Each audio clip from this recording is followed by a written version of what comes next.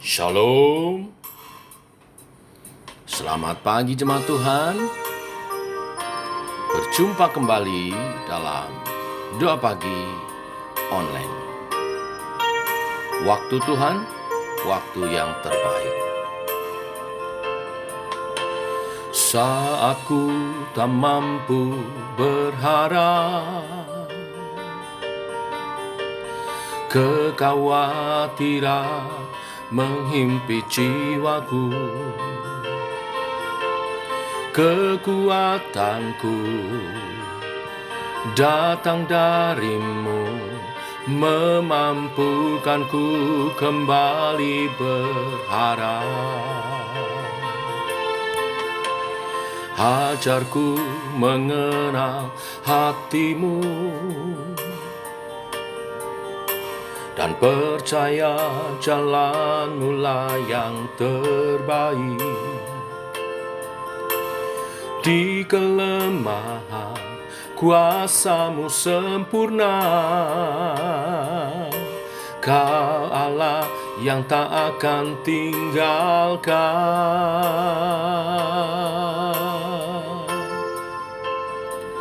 Ku percaya Engkau bekerja buat kebaikanku, walau belum ku melihat,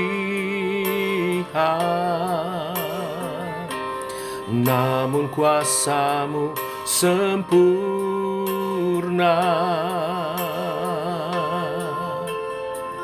Ku percaya pasti Tuhan bukakan jalanku di waktumu yang terbaik, seturut kehendakmu.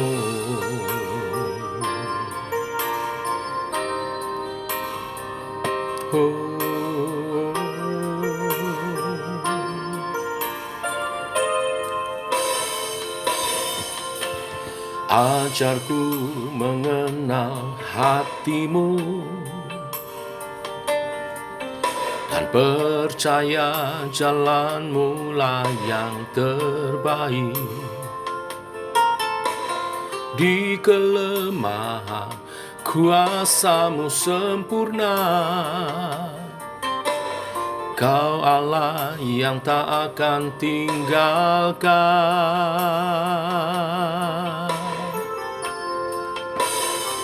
Ku percaya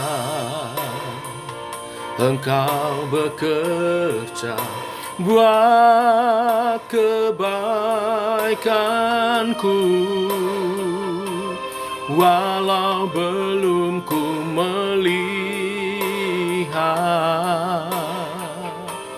namun kuasamu sempurna.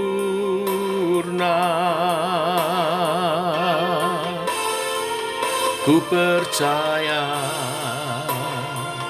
pasti Tuhan bukakan jalanku di waktumu yang terbaik, seturut kehendakmu.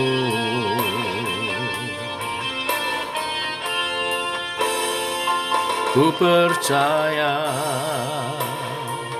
Engkau bekerja buat kebaikanku, walau belum ku melihat, namun kuasamu sempurna.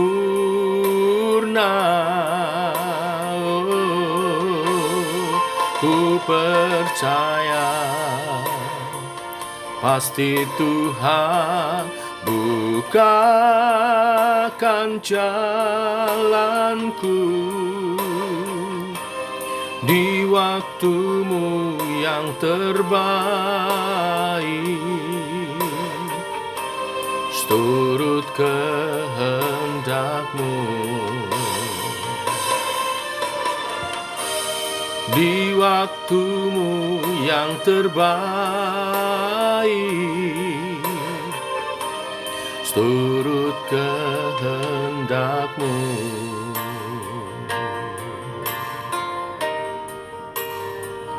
Ku percaya,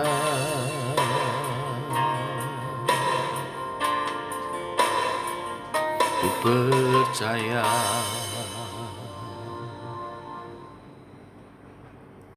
Ajar kami tetap percaya kepada-Mu, Tuhan. Walaupun belum melihat hasil apa yang kami doakan, kami gumulkan. Karena di balik semua, Tuhan punya rencana yang terbaik bagi setiap kami umat-Mu. Teguhkan oleh kebenaran firman yang sebentar kami renungkan bersama. Dalam nama Tuhan Yesus kami berdoa. Amin. Bapak Ibu, kita lanjutkan renungan firman Tuhan pada pagi hari ini. Keluaran pasal 5 ayat 1 sampai yang ke-24. Demikian firman Tuhan. Kemudian Musa dan Harun pergi menghadap Firaun, lalu berkata kepadanya, "Beginilah firman Tuhan Allah Israel, biarkanlah umatku pergi untuk mengadakan perayaan bagiku di padang gurun." Tetapi Firaun berkata, "Siapakah Tuhan itu yang harus kudengarkan firman-Nya untuk membiarkan orang Israel pergi? Tidak kenal aku Tuhan itu, dan tidak juga aku akan membiarkan orang Israel pergi." Lalu kata mereka, "Allah orang Ibrani telah menemui kami. Izinkanlah kiranya kami pergi ke padang gurun 3 hari perjalanan jauhnya untuk mempersembahkan korban kepada Tuhan Allah kami, supaya jangan nanti mendatangkan kepada kami penyakit sampar atau pedang." Tetapi Raja Mesir berkata kepada mereka, "Musa dan Harun, mengapakah kamu bawa-bawa bangsa ini melalaikan pekerjaannya? Pergilah, melakukan pekerjaanmu." Lalu kata Firaun, "Lihat, sekarang telah terlalu banyak bangsamu di negeri ini. Masakan kamu hendak menghentikan mereka dari kerja paksanya?" Pada hari itu juga Firaun memerintahkan kepada pengerah-pengerah bangsa itu dan kepada mandor-mandor mereka sendiri, "Tidak boleh lagi kamu memberikan jerami kepada bangsa itu untuk membuat batu bata. Seperti sampai sekarang, biarlah mereka sendiri yang pergi mengumpulkan jerami. Tetapi jumlah batu bata yang harus dibuat mereka sampai sekarang, bebankanlah itu juga kepada mereka, dan jangan menguranginya, karena mereka pemalas." Itulah sebabnya mereka berteriak-teriak, "Izinkanlah kami pergi mempersembahkan korban kepada Allah kami." Pekerjaan orang-orang ini harus diperberat sehingga mereka terikat kepada pekerjaannya dan jangan memperdulikan perkataan dusta. Maka para pengerah bangsa itu dan para mandornya pergi dan berkata kepada mereka, "Beginilah kata Firaun, aku tidak memberi jerami lagi kepadamu. Pergilah kamu sendiri mengambil jerami di mana saja kamu mendapatkannya. Tetapi pekerjaanmu sedikit pun tidak boleh berkurang." Lalu berseraklah bangsa itu ke seluruh tanah Mesir untuk mengumpulkan tunggul gandum sebagai pengganti jerami. Dan pengerah-pengerah itu mendesak mereka dengan berkata, "Selesaikan pekerjaanmu, yaitu tugas sehari, seperti pada waktu ada jerami." Lalu pengerah-pengerah Firaun memukul mandor-mandor Israel yang mereka angkat sambil bertanya, "Mengapakah kamu pada hari ini tidak menyelesaikan jumlah batu bata yang harus kamu buat seperti kemarin?" Sesudah itu pergilah para mandor Israel kepada Firaun dan mengadukan halnya kepadanya, "Mengapakah Tuanku berlaku seperti itu terhadap hamba-hambamu ini? Jerami tidak diberikan lagi kepada hamba-hambamu ini. Tetapi walaupun begitu, kami diperintahkan, buatlah batu bata. Dan dalam pada itu hamba-hambamu ini dipukuli, padahal rakyat Tuankulah yang bersalah." Tetapi ia berkata, "Pemalas kamu, pemalas. Itulah sebabnya kamu berkata, 'Izinkan kami pergi mempersembahkan korban kepada Tuhan.' Jadi sekarang pergilah, bekerja. Jerami tidak akan diberikan lagi kepadamu, tetapi jumlah batu bata yang sama harus kamu serahkan." Maka mengertilah para mandor Israel bahwa mereka ada dalam keadaan susah. Karena dikatakan kepada mereka, kamu tidak boleh mengurangi jumlah batu bata kepada tiap-tiap hari. Waktu mereka meninggalkan Firaun, berjumpa mereka dengan Musa dan Harun yang sedang menantikan mereka.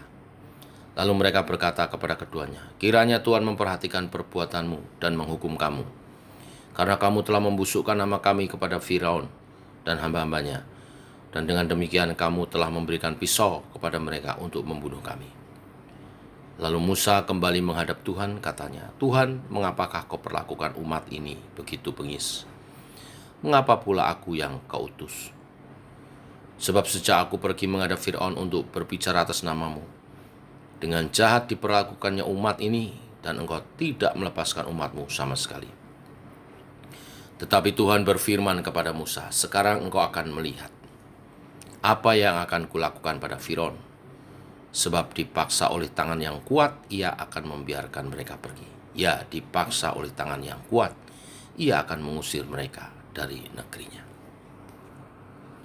Bapak Ibu, apa yang kita baca dan renungkan sebenarnya adalah gambaran peperangan rohani umat Tuhan.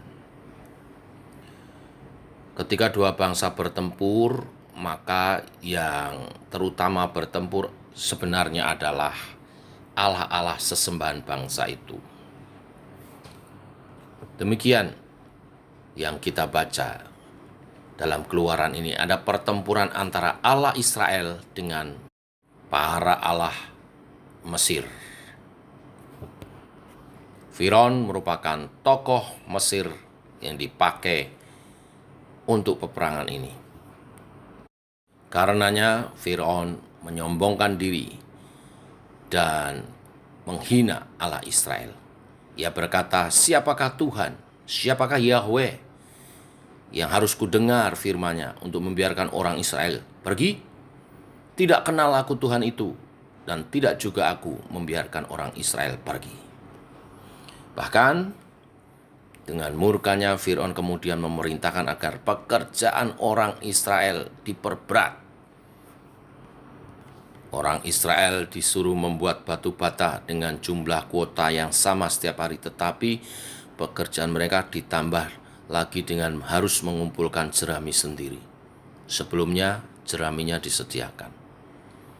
Orang Israel tentu tidak dapat memenuhi tuntutan itu, dan bahkan dihasut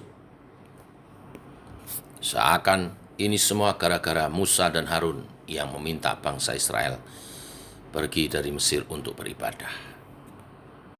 Karena orang Israel tidak dapat memenuhi tuntutan kuota batu bata dari Firaun itu, maka akibatnya mandor-mandor Israel dipukuli oleh pengerah-pengerah Firaun. Para mandor yang dipukulin kemudian marah kepada Musa dan Harun, menyalahkan mereka. Mereka menuduh Musa dan Harun membusukkan nama mereka di depan Firaun, sehingga Firaun benci dan menekan mereka. Musa menghadap Tuhan menceritakan ini semua. Bapak Ibu, sesungguhnya semua yang terjadi tidak lepas dari rencana Tuhan. Karena Tuhan memang akan memaksa Firaun dengan tangannya yang kuat, dengan tulah-tulah, sehingga akhirnya Firaun membiarkan umatnya pergi. Peristiwa itu harus terjadi untuk menunjukkan kepada orang-orang Mesir bahwa Allah orang Israel ada Allah yang sesungguhnya, Allah yang berkuasa melebihi segala Allah-Allah yang mereka sembah. Hanya Allah orang Israel yang layak dan patut disembah, yang akan menyatakan kuasanya atas bangsa Mesir. Dari kisah ini kita bisa memetik beberapa hal. Yang pertama, di balik pergumulan, doa, permohonan umat Tuhan, sesungguhnya terjadi peperangan rohani.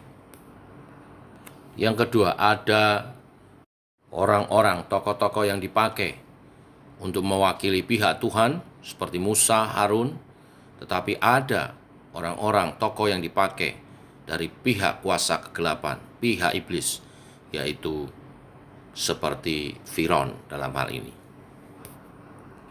Yang ketiga, pola iblis dalam peperangan rohani mengacaukan visi kita, memutarbalikkan kebenaran sehingga kita meragukan hamba-hamba Tuhan, utusan Tuhan, pemimpin rohani, dan akhirnya juga meragukan rencana daripada Tuhan. Kita harus waspadai itu. Yang harus kita lakukan adalah tetap teguh, beriman, percaya kepada Tuhan.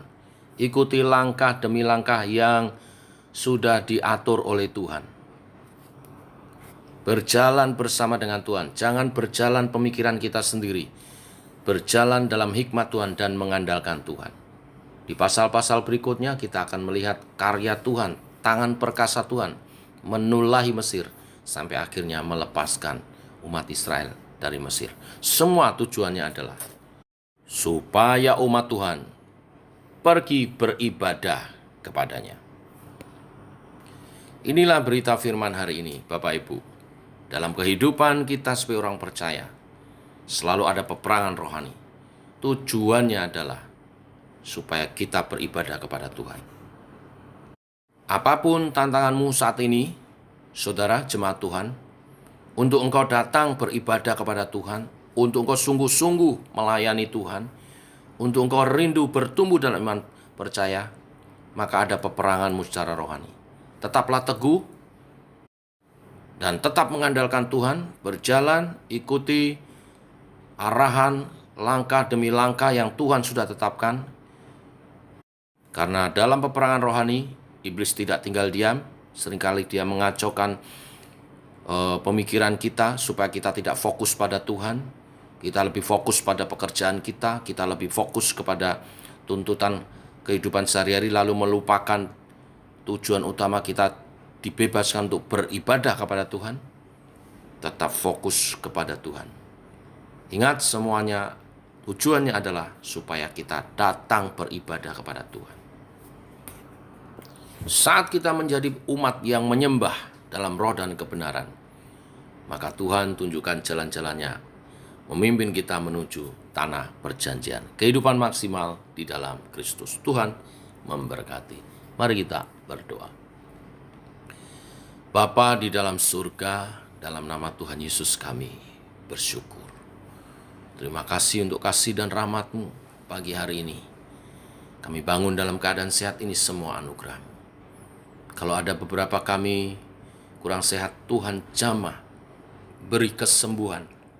Kami nyatakan kuasa kesembuhan oleh bilur-bilur darah Tuhan Yesus. Yang sakit disembuhkan. Beri istirahat yang baik, sehingga setiap kami segar kembali, dan oleh kesehatan yang dari Tuhan, kami bekerja, kami melayani, kami beraktivitas bagi kemuliaan nama-Mu. Terima kasih untuk kebenaran firman yang meneguhkan setiap kami, bahwa sesungguhnya kehidupan setiap umat Tuhan adalah peperangan rohani, dengan tujuan supaya umat Tuhan berkebebasan untuk menyembah Tuhan, beribadah kepada-Mu. Kami tahu Tuhan, ketika umat-Mu rindu untuk menjadi penyembah-penyembah dalam roh dan kebenaran, untuk meningkatkan kualitas penyembahannya, ibadahnya, banyak tantangan daripada iblis yang mengganggu dengan menimbulkan kekhawatiran tentang pekerjaan kami, tentang masa depan kami. Tuhan, kami percaya rancangan-Mu lah yang terbaik. Ajar kami teguh kepada rancangan-Mu, sampai satu demi satu digenapi atas kehidupan kami. Hidup kami menjadi umat yang menyembah dalam roh dan kebenaran. Berkati semua pagi hari ini, berkati usaha pekerjaan, apa yang dikerjakan tangan umat-Mu, menghasilkan yang terbaik bagi Engkau, bagi kemuliaan nama-Mu, terpuji nama-Mu. Dalam nama Tuhan Yesus kami berdoa, kami bersyukur. Amin. Demikian saudara, doa pagi kita. Selamat pagi, selamat berjalan bersama dengan Tuhan. Muliakan Tuhan. Shalom, Tuhan memberkati.